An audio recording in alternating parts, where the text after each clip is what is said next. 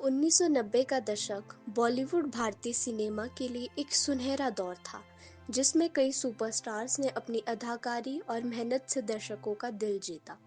उस समय film industry में काम करने वाले अभिनेता न सिर्फ अपने अभिनय से पहचान बना रहे थे, बल्कि वे फिल्म इंडस्ट्री के सबसे महंगे सितारे बन चुके थे। इस दौर में फीस के मामले में कुछ सितारे सबसे ऊपर थे, जिनकी फीस आम आदमी की समझ से बाहर थी।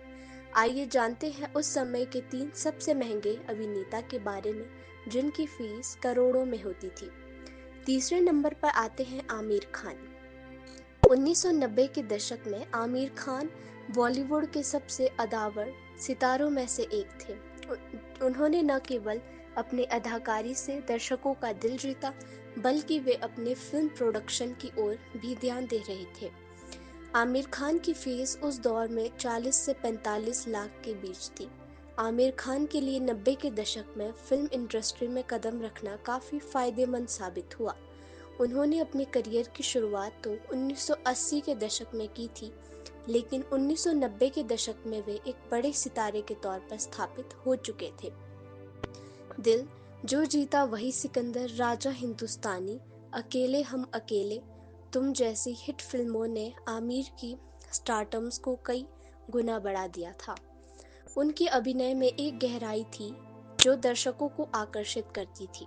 यही कारण था कि उनकी फीस भी इस दौर में बढ़ने लगी थी और वे 40 से 45 लाख रुपए चार्ज करने लगे थे।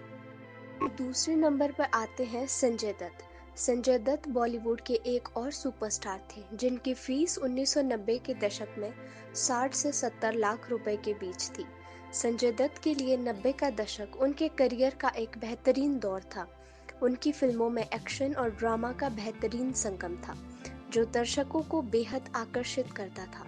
संजय दत्त की फिल्में उस दौर में बॉक्स ऑफिस पर धमाल मचाती थी। खलनायक, साजन, वास्तव और योद्धा जैसी हिट फिल्मों ने उन्हें एक बेहतरीन एक्शन स्टार बना दिया था। उनकी छवि एक कठिन और मर्दाना कलाकार की बन गई थी। यही वजह थी कि वे फिल्म निर्माताओं के बीच बेहद पसंद किए जाते थे और उनकी फीस लगातार बढ़ने लगी थी। संजय दत्त ने अपनी फिल्मों से न केवल बॉक्स ऑफिस पर अच्छा प्रदर्शन किया, बल्कि उन्होंने दर्शकों का दिल भी जीता था। यही कारण था कि उनकी फीस 60 से 70 लाख रुपए के आसपास थी। पहले नंबर पर आते हैं सनी देओल। 1990 के दशक के सबसे महंगे अभिनेता के रूप में सनी देओल का नाम सामने आता है।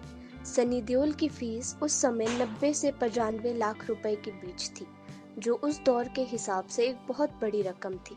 सनी देओल ने 80 और 90 के दशक में अपने अभिनय से एक खास पहचान बनाई थी।